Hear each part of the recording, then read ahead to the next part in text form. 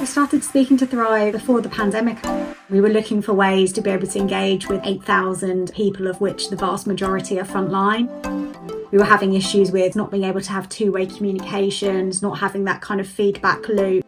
Coming across Thrive and seeing the technology that they were able to provide really ticked a lot of boxes for us. We're a leading UK sustainable waste management company. We cover around 95% of UK postcodes. We focus on both collecting the waste and then recycling it afterwards. 85% of milk bottles within the UK contain some sort of Biffa plastic. So it's not just bins and trucks, we do a lot of other things behind the scenes as well. The content management system was really easy to use, and that was definitely a key part of our decision making when we chose to onboard Thrive. The fact that the technology enabled two-way communications, it hosted video, it can host podcasts, all of those kind of things were really important to us and are all features that we've used since we've had the app. It all started with leaders and managers.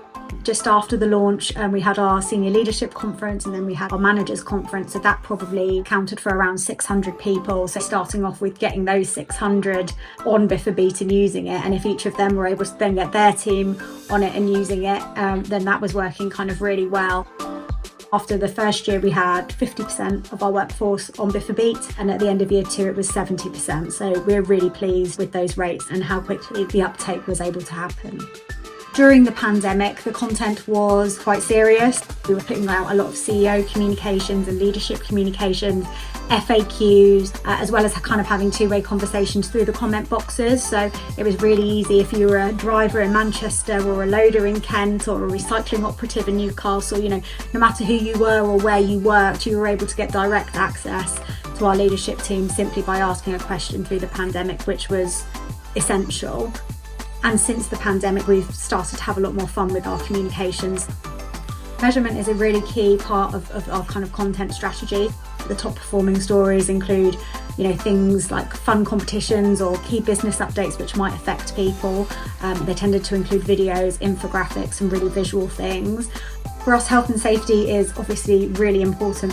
At the moment, we're running a Learning from Incidents series where people that have been involved in either in an incident or in what we call a near miss, and they're talking us through their story of kind of what happened. Just so many people can relate to that. So people are commenting. For us, if that saves one person's life, then obviously it's absolutely worth doing. As well as having some fun, there is some key, more strategic business and operational content in there as well. I would say it's definitely worth the investment. Do it now and do it while you can, bed something in. Don't wait for another crisis to be upon us before you start to improve the channels that you have available to you. It's a great tool. It kind of facilitates two-way engagement. It enables video. It will enable your leadership communications. And yeah, my advice would be absolutely to go for it.